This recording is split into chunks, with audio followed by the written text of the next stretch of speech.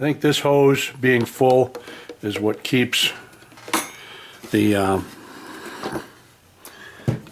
other hose from emptying out. Oh shit. We seem to have a problem here. We seem to have a lot of water.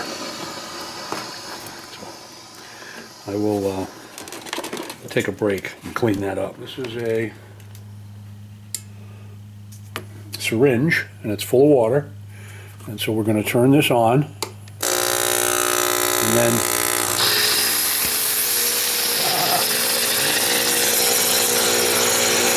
we're going to turn it off. Oh, fuck me. Yeah, let's not do that.